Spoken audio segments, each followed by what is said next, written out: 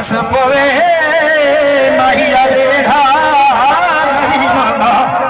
बस पवे एक बार फेरा